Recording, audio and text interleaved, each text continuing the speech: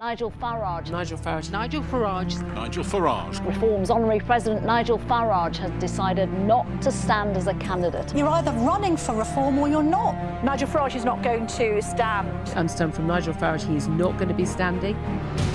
Breaking news in the last few moments, Nigel Farage has tweeted this. Is he going to stand? So the big question is, does Nigel want to stand? A few days after he completely ruled out running in this election, Nigel Farage called an emergency press conference to announce he'd changed his mind. He is going to be standing at the general election as a candidate for reform. He's having a run now after suggesting he wouldn't. Nigel Farage has announced his return to politics. He is running in the upcoming British election. Nigel Farage is returning to politics. So I'm coming back as leader of Reform UK, but not just for this election campaign. I'm coming back for the next 5 years. I am going to stand in this election in the Essex seaside town of Clacton. Guess who's back?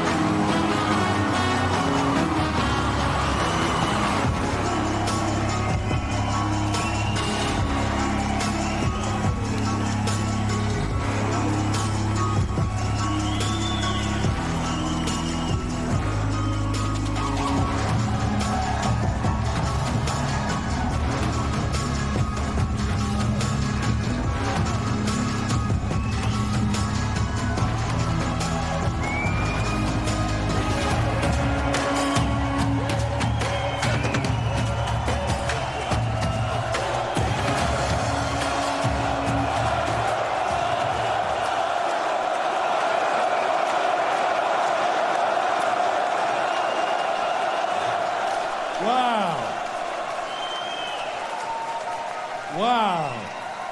Good afternoon, Birmingham. Welcome to the thinking man and thinking woman's alternative to Glastonbury. Are we having fun? Good. I'm going to tell you what, unlike all the other stuffed shirts, we are real people. We believe in ourselves. We believe in our country, we believe in our future, but we also believe in having fun and enjoying life and being optimistic about the future of our great country. Now, I got to tell you, the last time I was in front of a crowd like this, it was the 31st of January 2020, and we were in Parliament Square, and it was the moment that we finally left the European Union, and Richard and I were up on stage, and what a moment! What a moment! It was something that I'd campaigned for over a quarter of a century, and it was simply because I believed for all that time that the best people to govern Britain were the British people themselves. That's what it was all about. Anyway, it was my honour to do the countdown. 10, 9, 8, 7, 6, 5, 4, 3, 2, 1, boom! And of course, the fireworks, which we always have. And we're out. And I thought, well, I've achieved my life's goal. We've got back the self-governance of our nation, and it's time for me to walk away. It's time for me to walk away from active politics, having done it for a quarter of a century, including, of course, 20 years in the European Parliament. An experience which I enjoyed a lot more than they did, let me tell you.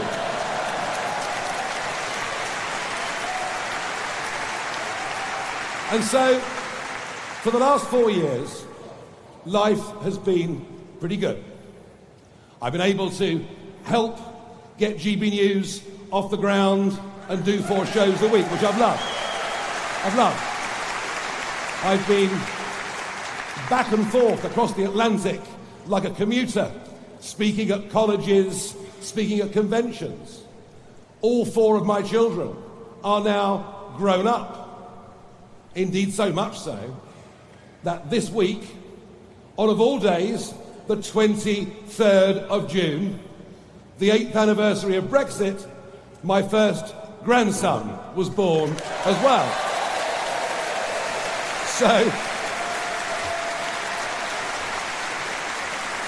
So life has been pretty good. Life has been content.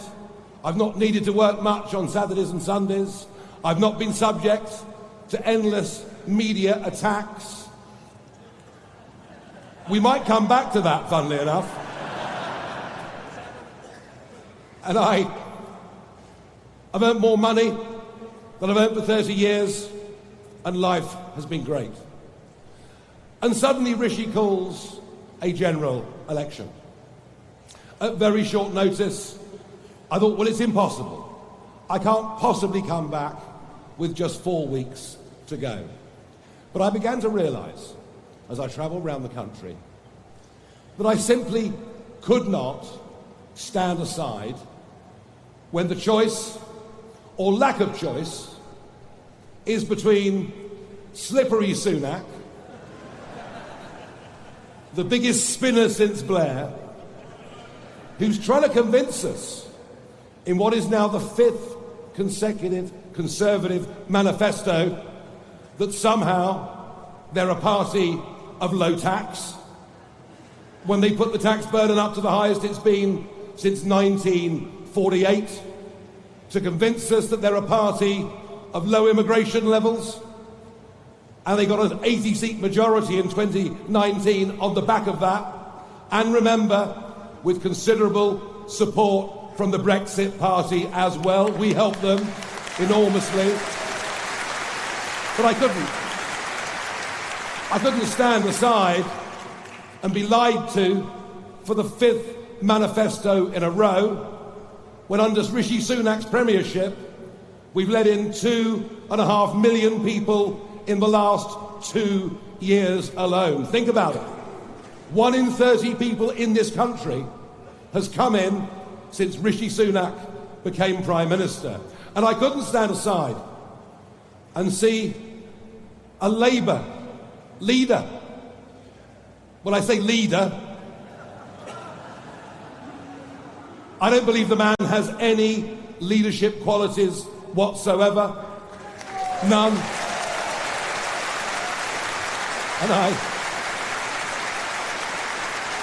And I think to lead a country through difficult times in a war that is in, I wouldn't quite go as far as that, sir, but I get the point. I do get the point. We need someone leading our country in difficult times when the world is perhaps in a more perilous place than it's been at any point in our lifetimes. You do need a degree of charisma. Now, Keir Starmer has the charisma of a... Well, I did use this 10 years ago in the European Parliament, but I'm going to dig it out of the cupboard. He has the charisma of a damp rag.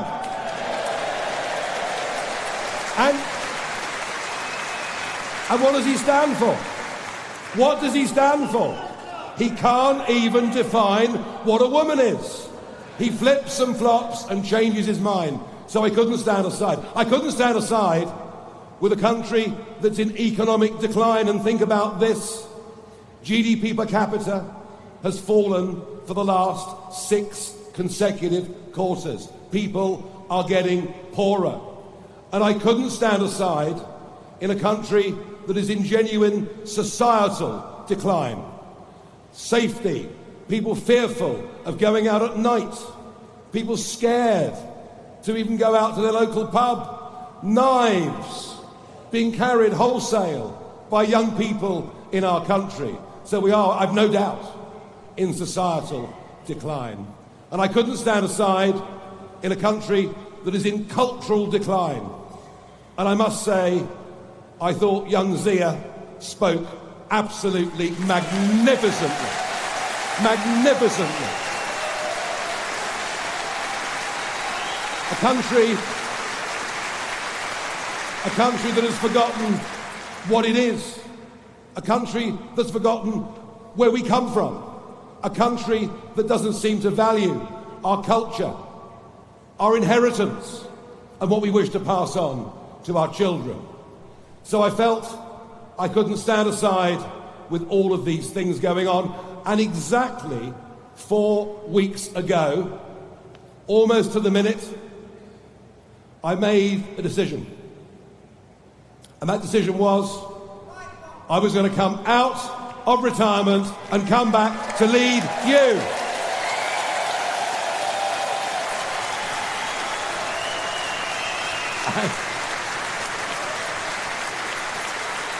And what an unbelievable 4 weeks it has been. I'll tell you something, I've no doubt. Something is happening out there.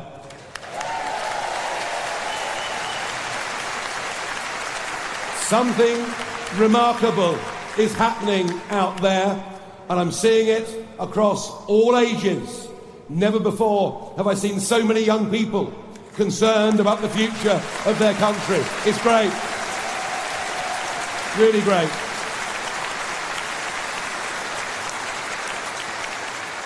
And this awakening crosses all classes, all ages, all races. Something remarkable is happening out there, and we're going up in the polls or down according to some. It all depends which methodology they use.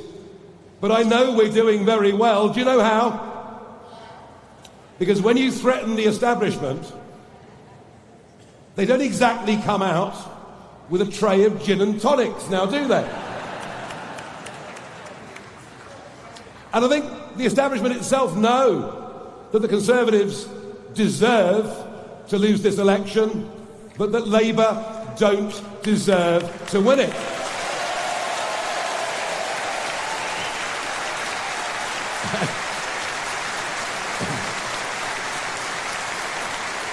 And everywhere I go, I sense that we are the story. We're what people are talking about. At the breakfast table, at work, at the pub, at the bingo hall, wherever people go, we are the story. Already many millions already have said that they absolutely are going to vote for us. But there are many millions more who have simply not made up their minds, and they could come to us over the course of the next 4 days. And the establishment don't want us. You see, they're very happy for Keir to take over from Rishi, because it's not actually a change of government, it's a change of middle management. And the idea that Labour represent change is for the birds. It's going to be more of the same, just perhaps a little bit less competent than the Conservatives, if you can even believe that is possible.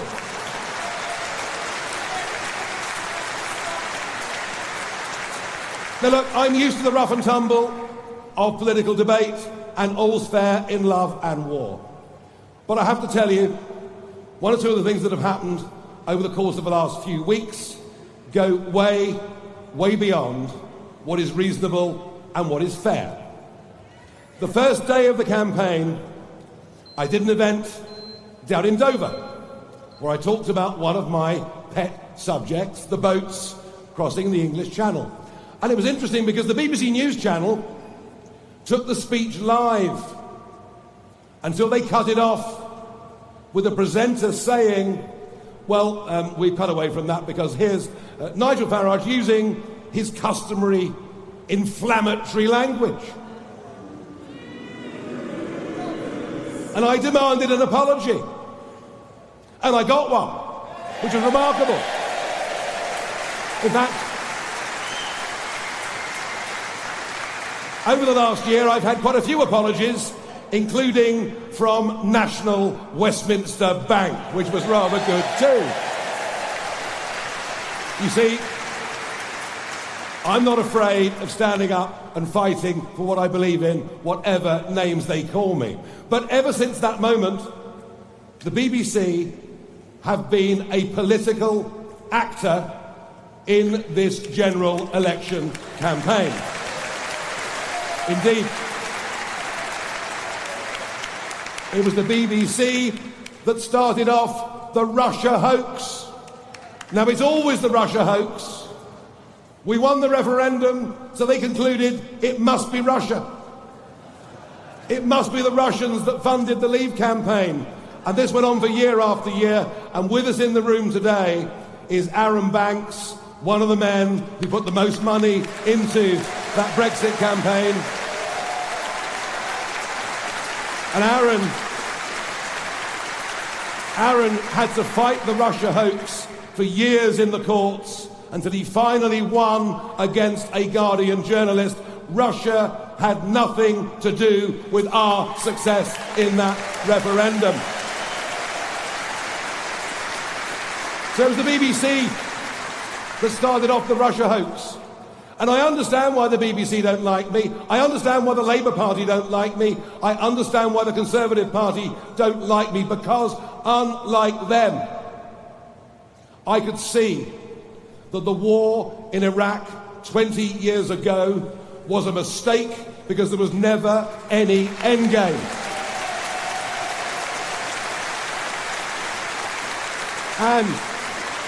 And unlike them, the war that David Cameron launched in 2012 against Libya, I railed against again and again and again, but of course, it was supported by the Conservative Party, supported by the Labour Party, and what happened?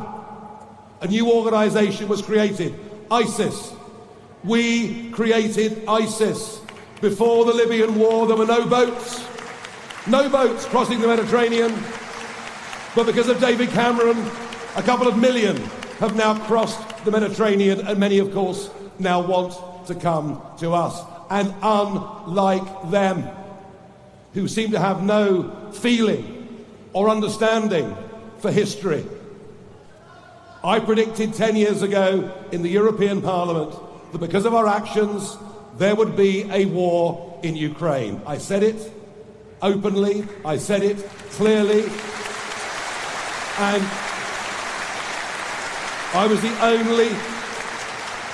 the only British political figure to get that right. And now we have this horrific conflict with perhaps up to 1 million battle casualties. But that gets twisted for the BBC because I predicted it into support for President Putin. Can I just be absolutely clear? I think what Putin has turned Russia into was a post-communist country with the wall coming down, with the hope of a democratic future, and he's turned it into a brutal dictatorship in which his enemies go to prison and die, in which journalists disappear.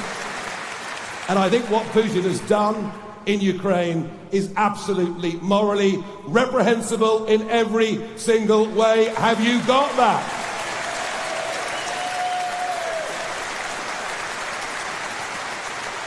But the final straw for me with the BBC took place last Friday here in Birmingham. A Question Time special. I think it might be the 40th Question Time that I've done over the years. No, I expect an audience not all to agree with me. But I don't expect the first questioner to be somebody who has produced 8 separate BBC programmes over the course of the last year, including Doctor Who, which I used to love, and they've completely ruined. And then the third questioner, a pro-Palestinian known activist. Does anyone think that group of people were representative of the great British public in any way at all? Well, I've had enough. I've had enough. Have you had enough of the BBC? Well, we will renew with added vigour our campaign over the course of the next few years, as we're going to be the leading voice of opposition. And I say that because the Conservative Party will be in opposition, but they won't be the opposition, because they disagree with each other on virtually everything. Think about it. The last 4 years, all we've had are internal Tory wars. They stand for nothing. I was told they're a broad church. Well, they're a broad church without any religion. It simply doesn't work. So we will, again, renew our campaign with added vigour to say that the state broadcaster has abused its position of power, and we will campaign as the leading opposition voice in this, not just in Parliament but in the country too.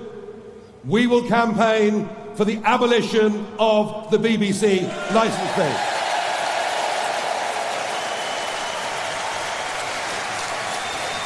That's popular. Wow, that's popular. You like that, don't you? You like that, don't you?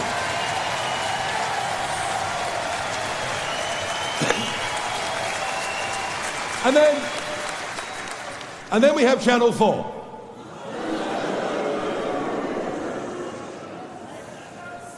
A so-called public service broadcaster.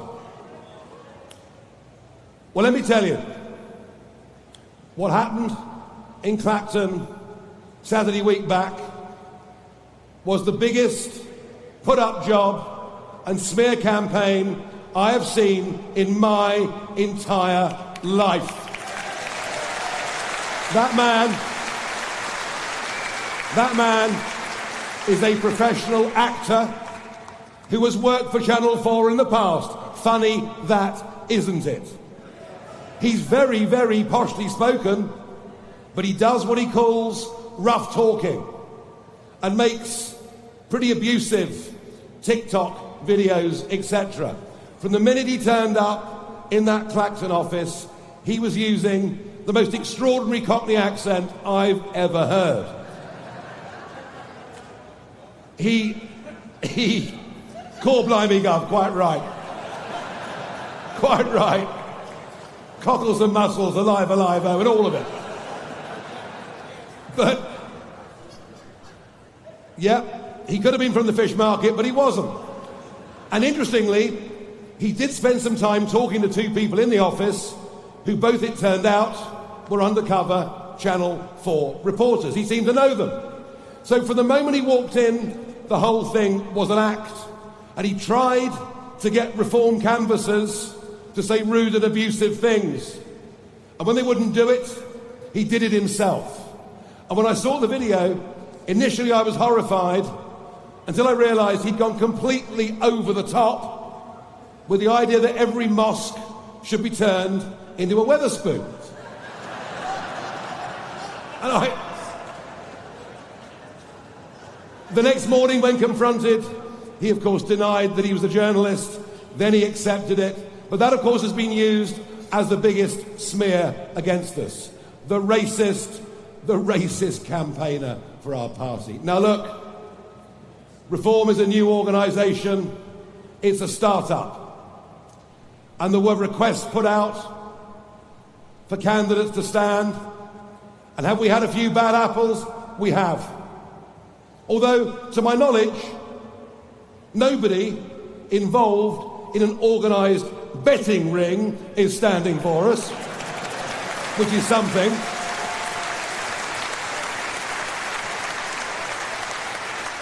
The Channel 4 story was a put-up job. It really is frankly gross that insult should be directed at all of you and all of our millions of voters. It is simply untrue. But I have to say, the bad apples are gone.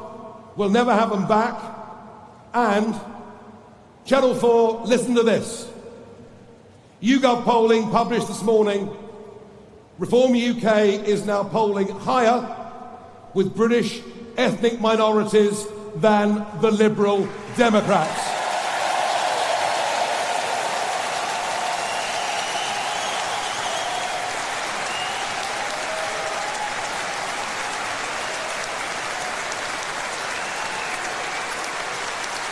So, Channel 4, put that in your bloody pipe and smoke it.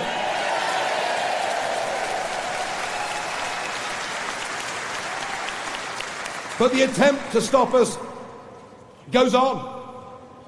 Would you believe today, since we went live at 12 o'clock, in the middle of Anne Widdecombe's speech,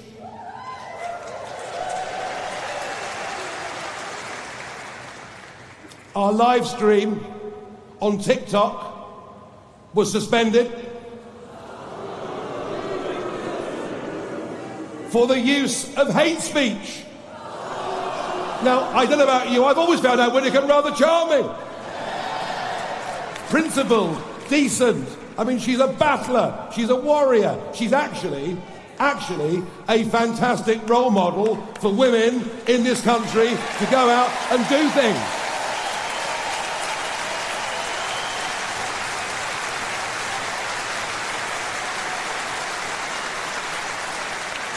So it's been tough.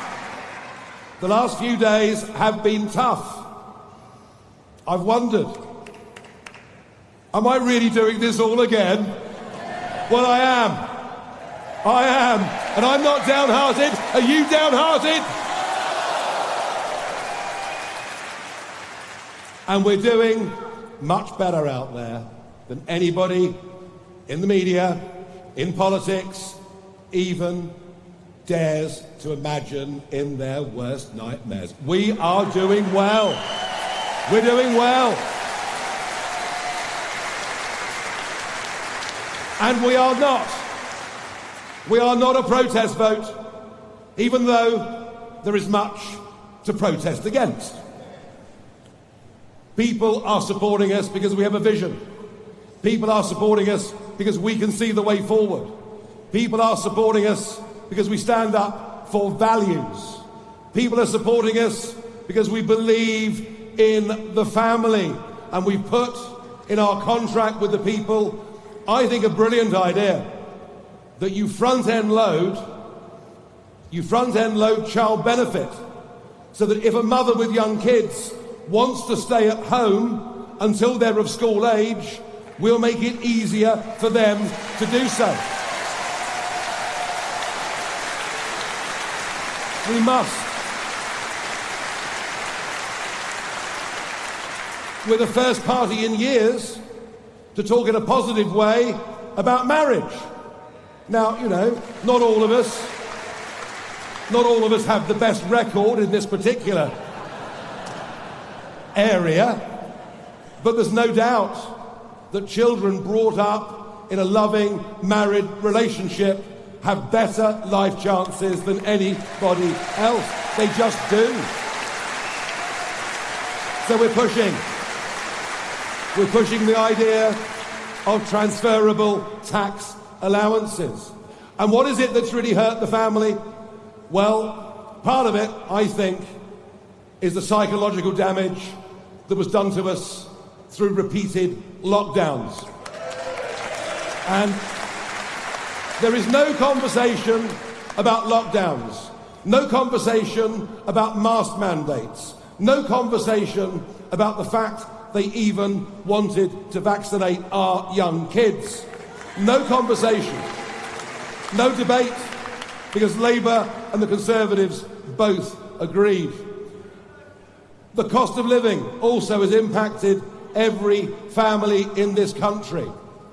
Runaway inflation, which happened chiefly because we've been living way beyond our means, and because the Bank of England is led by the utterly useless Andrew Bailey. Utterly useless.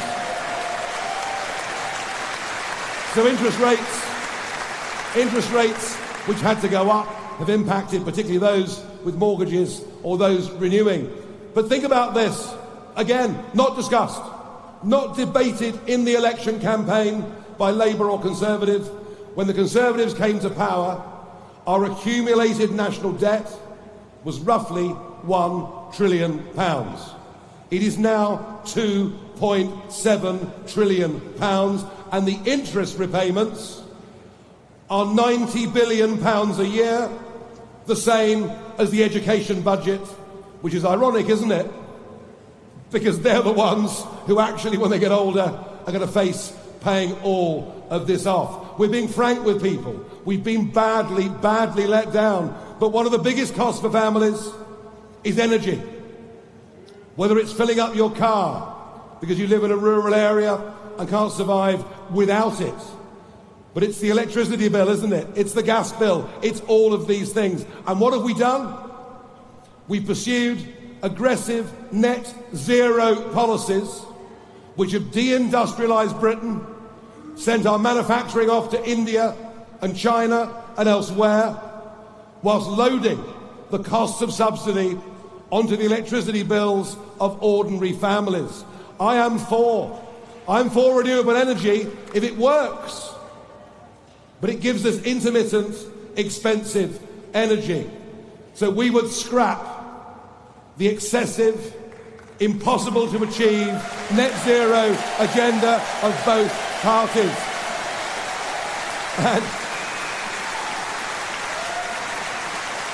And for those worried about carbon dioxide, for those worried about that, well, we'll go for small, modular nuclear reactors as a source of continuous energy without any carbon output.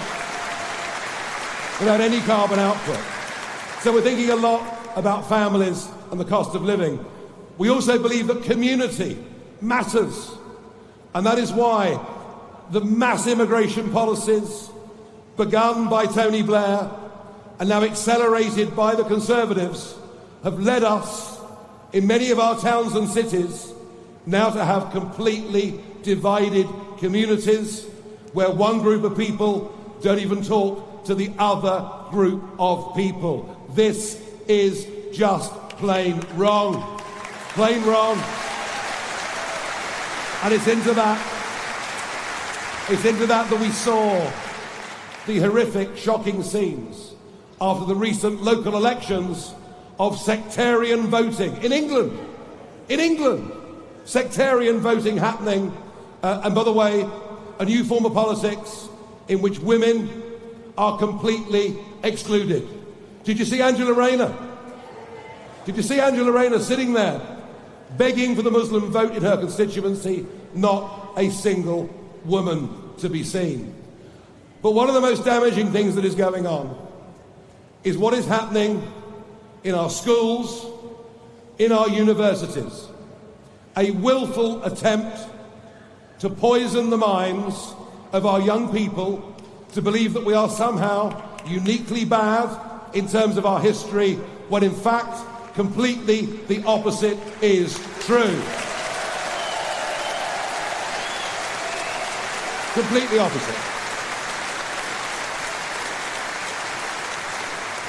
Critical race theory, which tells an 8-year-old white boy that he's an oppressor and an 8-year-old black boy that he's a victim.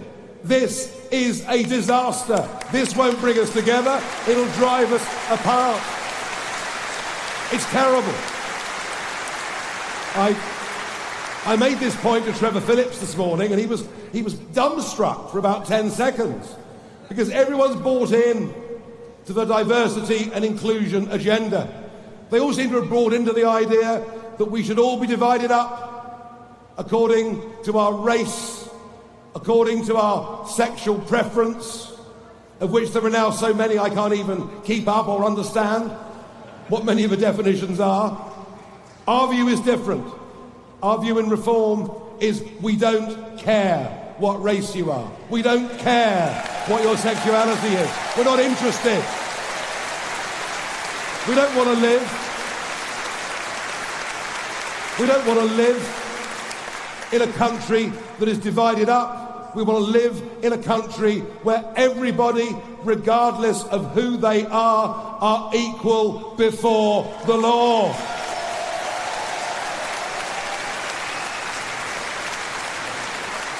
And I would say to those that have called us nasty names, none of those people with those tendencies are welcome in this party. None of them. And if anybody in this room is motivated by hatred and loathing of others because they're different, I invite you to leave the room now. Let's tell people who we are.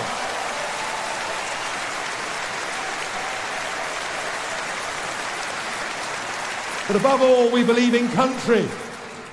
And you can't be a country unless you control your borders. It's vital, it's essential. Now, I went out 4 years ago into the English Channel and I filmed the dinghies coming across. I challenged mainstream media. I said, why are you not covering this story? And I predicted that huge numbers of people would come. Well, now it is 4,000 boats later. It is 128,000 people, and 91% of them are male, and nearly all young male. And they're coming into this country from war zones in which they've been involved. They're coming into this country from areas that are dominated by gang culture. They're coming into this country from areas that are rife with terrorism. And you know what they do? They destroy their identity documents when they get to a 12-mile line. I have filmed them throwing their iPhones into the sea. But it's okay, because you pay for a new iPhone as soon as they arrive. And you pay for the 4-star hotel. And they get free medical care. They get free dental care. Who's got an NHS dentist here? But it isn't just the unfairness of it. It isn't just the fact that it's so wrong that British people ultimately get pushed to the back of the social housing queue. It isn't just that. It's far worse than that. This is a national security emergency, no less. And I was amazed that Keir Starmer the other night used that phrase for the first time.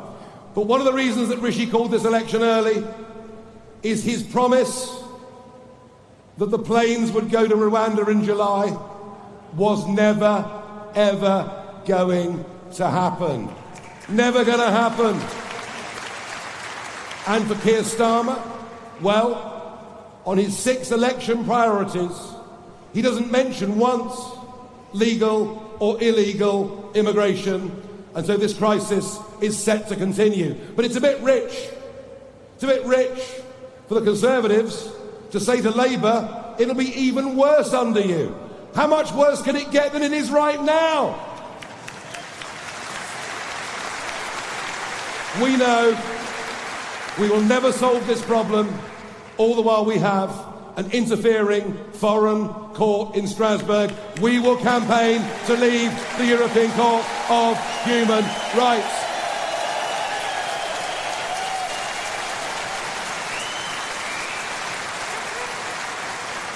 And of course, the first priority of any government is to defend this country and to defend its people. And we're living, as I mentioned earlier, in a much more dangerous world than any of us have seen in our lifetimes. So what have 14 years done to our services? The Navy and Marines, down by 15%. The Royal Air Force, down by 27%. The British Army, down by 30%. And we pretend we're spending 2% of GDP on defence by adding in all sorts of other budgets. And this isn't a case of whether we go up to 2.5% by 2030 or 2029. We need massively increased defence spending and rebuilding our armed forces, and it needs to start right away. And we must recognise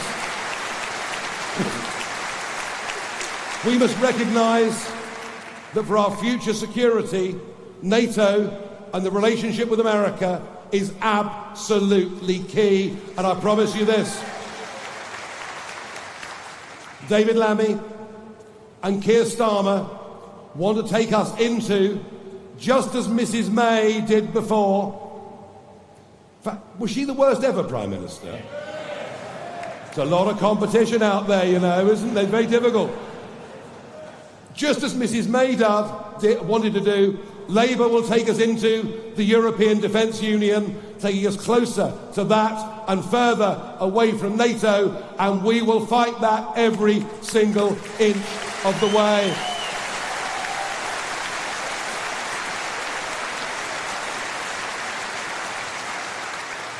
Many of these things are not even being discussed in this general election. In fact, the two big debates that I was part of with panels, I saw Penny Mordaunt up against Angela Rayner.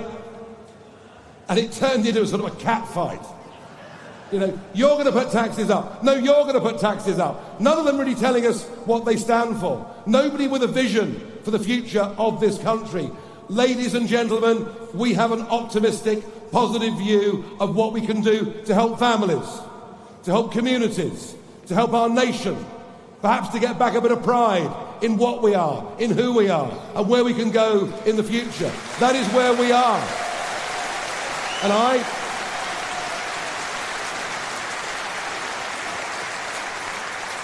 I know that under our electoral system, things are tough. We're likely to get fewer seats than the number of votes should deserve. But get seats next Thursday, we will, believe it, it is going to happen.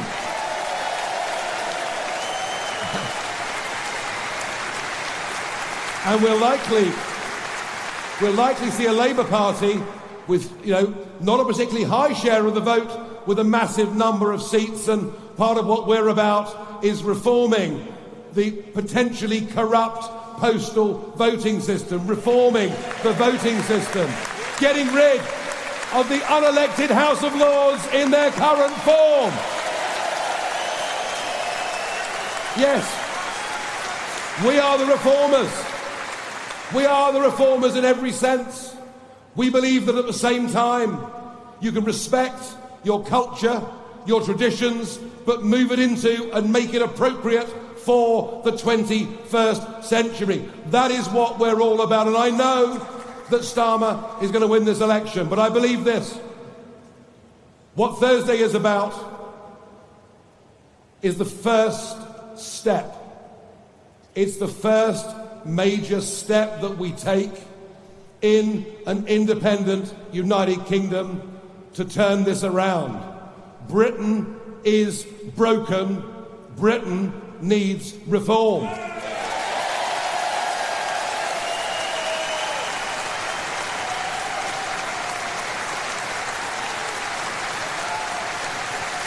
And so,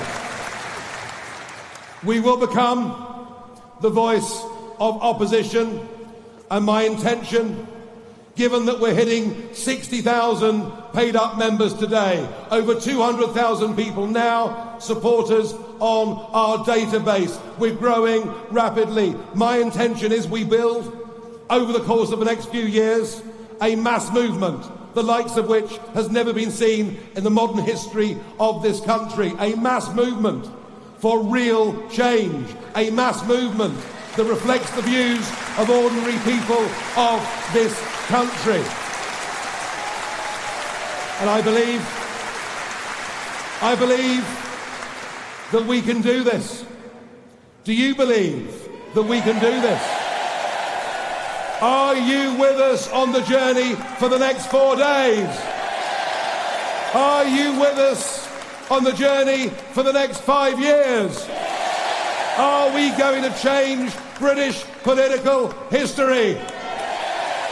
But if you're with me and support us and our candidates and our goals and are as unashamedly patriotic as everybody else on this platform, please stand up so that I can thank you. Thank you very, very much indeed. Thank you for being here today. Onwards to Thursday. Thank you.